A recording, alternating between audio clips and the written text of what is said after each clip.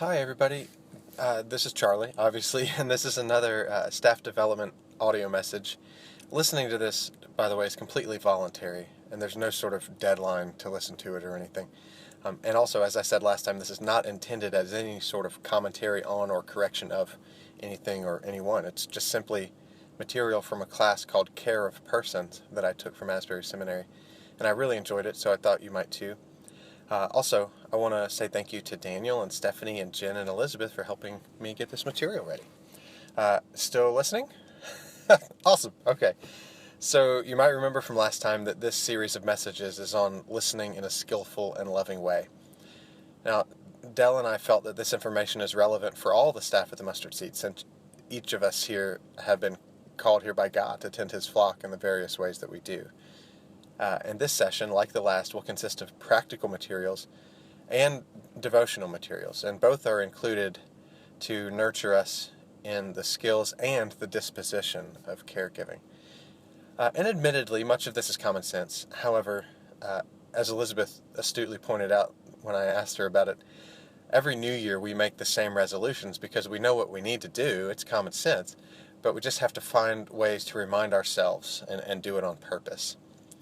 Also, our ability to listen, while basic, it holds great power in our relationships, for good or ill, depending on how we do it. And no matter how old or experienced we are, we can always listen better. And honestly, I don't think the importance of listening can be overstated. If you've ever been skillfully and lovingly listened to, you can attest to how life-giving it can be. So as caregivers to the seedsters, we have to constantly develop the capacity to listen well, because we know that there are some seedsters whose only desire is to just be listened to attentively. So, in the last session, we looked at Carl Rogers and the 6 conditions he identified that are necessary for growth in a person. If you want me to resend this to you as a refresher, just let me know. This time, I'd like to look at Gerard Egan, as well as my professor Martin Mallory's thoughts on Egan's material. Now, Egan wrote a book called The Skilled Helper, in which he guides readers in the disposition and skills necessary to be a skilled counselor, or helper, quote-unquote. Like Rogers, Egan gives great importance to the way in which we attend, and he describes attending as, quote, the ways in which helpers can be with persons, both physically and psychologically, and be, quote, visibly tuned into persons. Now, when we attend to people, we let them know that we're with them and that we communicate our interest in them and in what they're saying. We put our full focus on the other person, and that helps us refrain from overpowering the conversation by speaking too much. And as I say this, I realize the irony of me encouraging listening and not speaking too much by sending an audio message with me speaking. So please overlook the inconsistency there. But anyway, so with this ethic of loving people by listening to people as our starting point, let's look at some tools and techniques that Egan gives to help us attend and observe well. The first one is called SOLER. It's SOLER, and it's an acronym.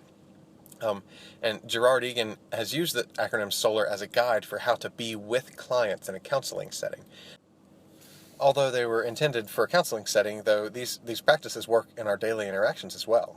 And doing them makes it clear to people that they have our full attention and we have a genuine interest in them and in what they're saying. So, the letter S stands for face the person squarely. So, turning towards something else non-verbally indicates that you'd rather have your attention elsewhere, like facing the door when you'd rather leave than talk. However, facing a person squarely communicates that they have your full attention. And I think about this a lot as I'm headed to my next task at work, but while walking across the activities building, I'm stopped like 10 times by seedsters wanting something. And I have to say to myself, all right, Charlie, turn towards Jerry and away from the coffee pot.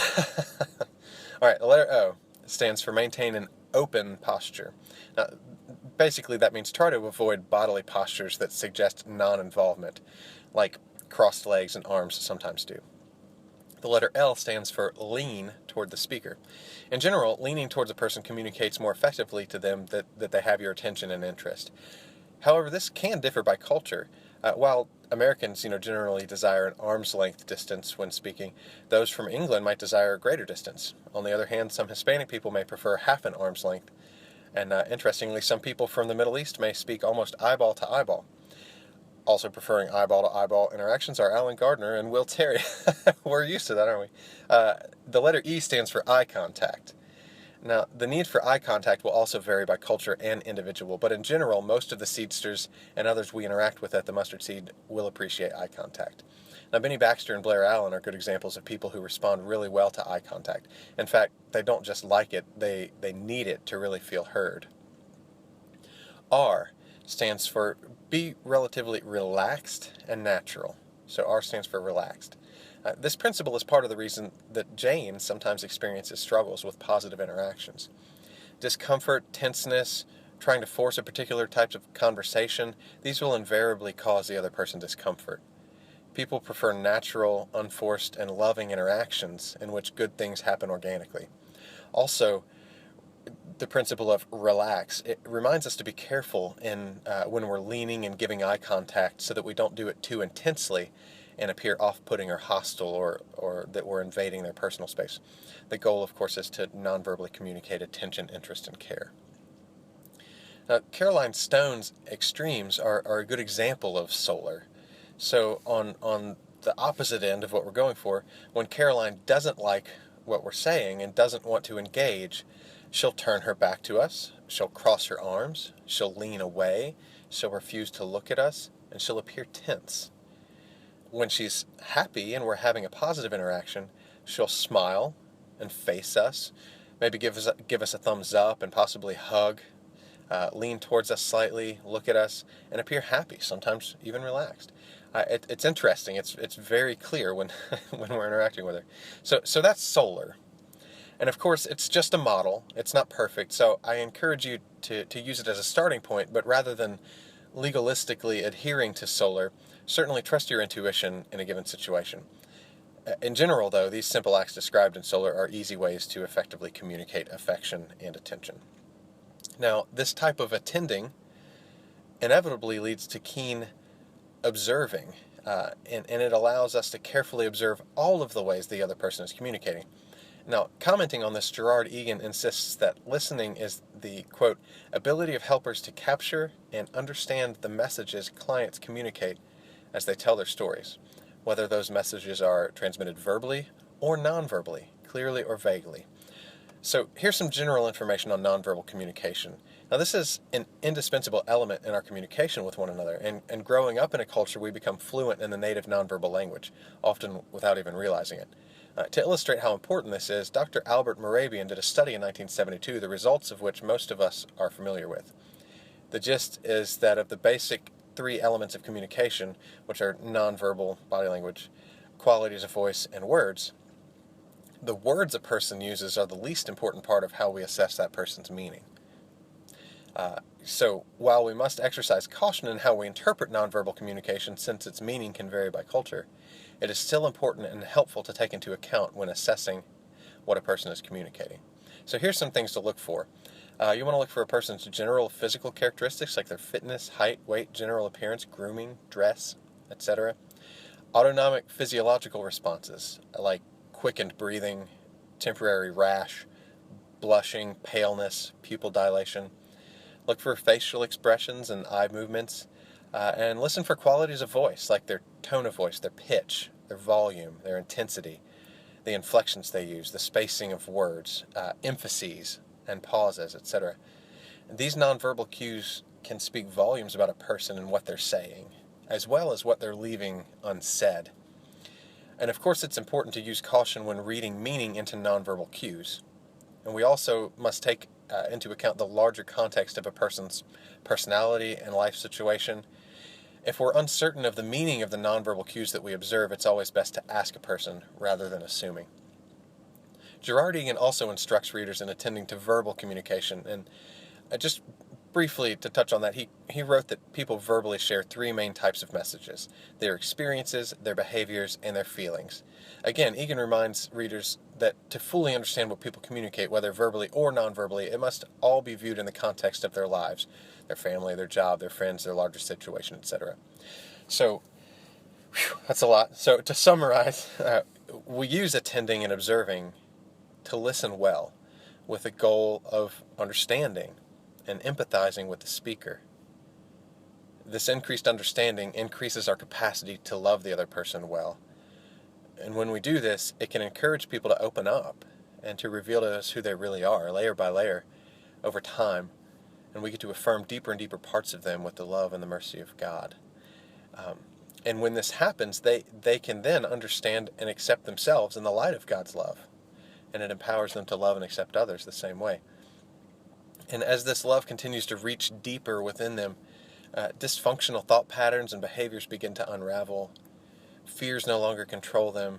Defense mechanisms, which are unconscious, unhealthy, and annoying things that people do to protect the vulnerable, scared parts of their hearts, those defense mechanisms become unnecessary. The Holy Spirit, the Spirit of love, it heals them right before our eyes because of our loving listening. It's helped create a safe space and an openness in the other person for this type of work to happen. Our use of these techniques, like any other skill, improves with practice.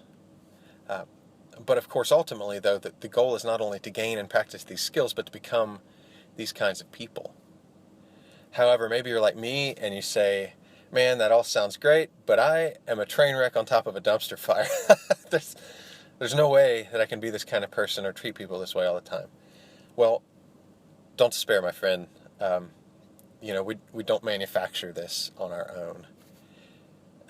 It says in 1 John, right, that we love because Jesus first loved us.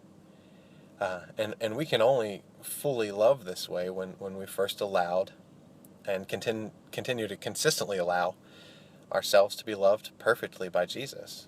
And we also, in that process, allow the grace of God to do in us what we can't do in ourselves. We're each indwelled by the Spirit of Jesus, the Spirit of love, who interacts with us in the ways that Rogers and Egan described above. Only the Holy Spirit does it flawlessly and fully and masterfully. Namely, he makes himself wholly available to us. He sees us. He understands the most secret parts of us. And while fully knowing the worst about us, he loves us without hesitation. And he loves us without regret. And he loves us with a sincerity that disarms us. And we follow the same process I mentioned above. We willingly open up to him and give ourselves to him, unforced, layer by layer. And in that process, he's unraveling the most stubborn and tangled knots of fear and self-hatred and anger and selfishness and pride. He touches these hidden places within us, and he works miracles of grace.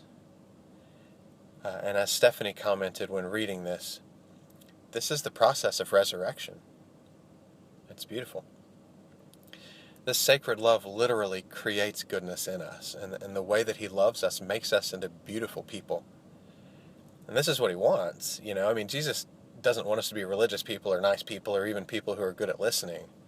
He wants us to be beautiful people, beautiful like him, made beautiful by love.